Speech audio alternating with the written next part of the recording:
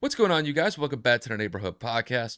One of the hosts of the podcast. My name is Kyle Dabro. Just wanted to put out a quick mention about this upcoming video where Kevin and I talk about the Lions and Jets game this weekend.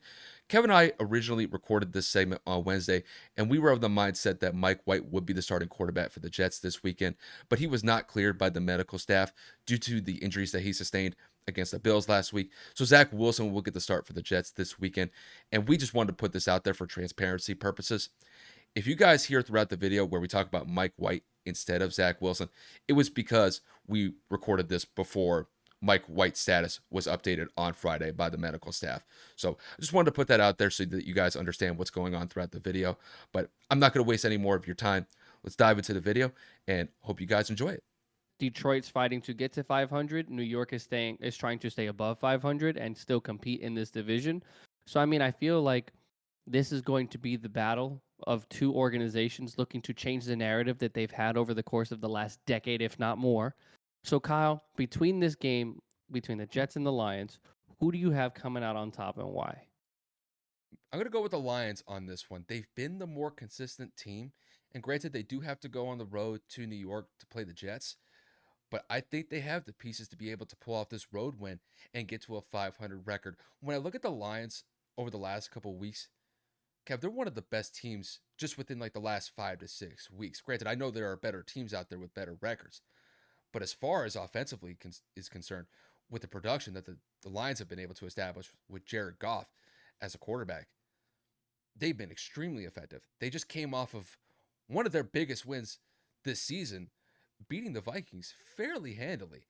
And granted, those are one of those divisional games. It can go either way. The Lions know the Vikings pretty well, but the way that they beat them was pretty sound.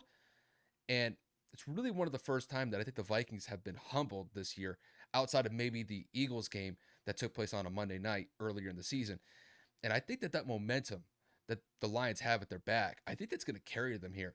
And I think the one thing that we have to look forward to with the Lions, there's one component of the defense that I want to focus on here. They were able to get 2 fumbles off of the Vikings last week. And that's something that I think is going to be absolutely pivotal here for the Lions. If the Lions can be able to force turnovers against this Jets offense, I think that's going to be critical. And the one issue that popped up with the Jets going up against the Bills last week was the Jets had some fumbles. And they had, I think, one fumble in particular from one of the running backs at one of the most inopportune times in the fourth quarter when they were driving to either get into the red zone or they were already in the red zone. So if the Lions can be able to force those turnovers against the Jets and get the ball back to Jared Goff, I think that Goff can be able to lead those offensive drives down the field to put some points on the board. And not only that, I think the Lions have a really solid cast of targets to be able to throw to here. Obviously, you got Amon-Ra St. Brown, who's been one of the biggest productive receivers that we've seen for Detroit all year. They've got DJ Chark. They've got Jameson Williams, who's their rookie wide receiver who just came from Alabama this past draft. He got his first touchdown last week. And it just seems as if overall the Lions offense is running and gunning. They're putting up 25, 30 points consistently. And I think that they're in prime position to get this win here. I will say, though, it is going to be tough going up against this Jets defense because the Jets, the one thing that they've been known for this year is having a stingy defense. And granted, there have been some games that they've lost this year, but it has not been because of the defense. The defense has largely kept them in these close losses that they've suffered. And last week was one of them. They only gave up 20 points to the Bills last week. And the Jets offense was only able to put up 12 points in the process. And that's really been the biggest issue with the Jets this year is that their offense, while it is young and there's potential and promise with them, there have been times where they've just fallen short and they can't produce to put up 20 to 25 points consistently. And the one thing that I have to focus on with the Jets here, can they protect Mike White? Because Mike White basically took a heat-seeking missile from Matt Milano last week, one of the linebackers from the Bills, cracked a couple of his ribs, had to end up going to the hospital after the game to potentially deal with some internal injuries sustained in that game. And I think that's going to be a huge point of emphasis when it comes to the coaching staff with the Jets, Robert Saleh especially. You're not going to be able to win if you can't protect your quarterback. So that's one focus for the Jets. Also, I would like to see if they can run the ball effectively. I know they had some fumble issues last week with their running back department, but I don't think that they should lose hope and just solely rely on Mike White to get them this win by passing the ball 30 to 45 times. I think they have a pretty solid attack as far as just a well-rounded performance from both their running game and their passing game. And I do believe that if the Jets are going to win this game, it is going to be a balanced attack between Mike White and their running back core as far as I see it.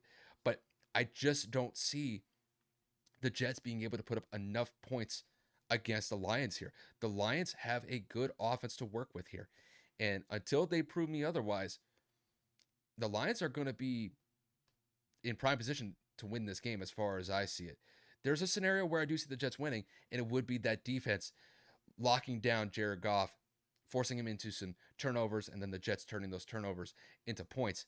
But I have too much faith in the Lions offense right now, and the Jets would have to prove me otherwise for me to change my mind on this one. So overall, I've got the Lions winning this one. I do think this is going to be a competitive game. I don't think that either team is going to run away with this one. I think the Lions win this one in a one possession game. I'm going to say the Lions win this one by the score of 28 to 24. I think it's going to be a 4-point game when it's all said and done. But when it comes down to the end of it, I got Jared Goff making the plays that need to be made for the Lions to get this win. And unfortunately, I just don't see Mike White being in the position to make those plays for the Jets. And that's despite the fact that I think that Mike White, when protected, has actually been very solid for the Jets. I think in this one, they're going to fall just a little bit short. And, with the way I have it outlined, the Lions are going to be 500, and they could very much be in play for a wild card spot in the NFC. That's just how I see it. So, Kev, the floor is yours on this one. If Mike White was healthy, I would pick the Jets. But the fact that he took such a beating, and that was only a week ago, obviously now it's earlier than a week, but by the time the game happens, it's going to be a week. I would 100% say the Jets because I feel like Mike White is going to give them the ability to expand the field. Obviously, Sauce Gardner is a Rookie of the Year candidate, obviously a Defensive Player of the Year candidate as well, depending on who you ask. But because the quarterback position is up in the air, Mike is expected to play. However, if he gets hit one time hard enough, he's done. Either that's an immediate visit to the hospital again, or the Jets are going to just have him on the sideline for a while, maybe even shut him down for the year because we're talking about multiple rib injuries, again, depending on what the actual doctors said within internal injuries. I don't even know if he should be playing this week. And if Zach Wilson comes in, I have no faith in him to do anything. So again, because of the injury to Mike White, because of Detroit being hot, I'm going to go with the Lions and Jared Goff's exceptional play. However, I will say that they are going to have to lean more on DeAndre Swift and Jamal Williams because of the secondary of New York. Although they were not able to really slow down Justin Jefferson, although they were not necessarily able to slow down Stephon Diggs, I think, once again, because of the fact that they can spread the ball out to Reynolds, Amon-Ra St. Brown, and then, of course, Jameson, who just came off of injury in his rookie year, I think that gives him too many options to throw the football. Jared Goff has been playing with confidence. He has been playing with poise. And I think that with him actually stepping up to prove the haters wrong, along with Dan Campbell and that coaching staff pushing him and motivating him, because let's not forget, he was tossed to the side by LA the second they had an opportunity to get Matthew Stafford. And look at Matthew Stafford now, injured, and the Lions have a better record than the Rams this season. So, like, who's really winning? I mean, obviously the Rams won the Super Bowl last year, but I'm talking about in terms of better quarterback play as the seasons have progressed. Jared Goff looks exceptionally well. And I mean, like, he looks absolutely incredible. 22 touchdowns to 7 interceptions. That is a great touchdown to interception ratio.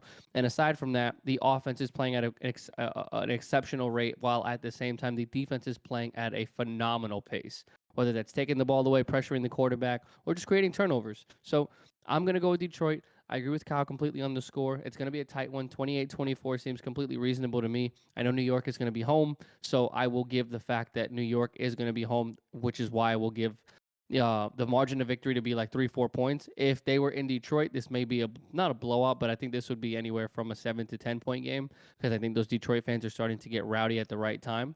But I got Detroit moving to 500 finally, and unfortunately, that also means the Jets will fall to 7-7, being 500 as well.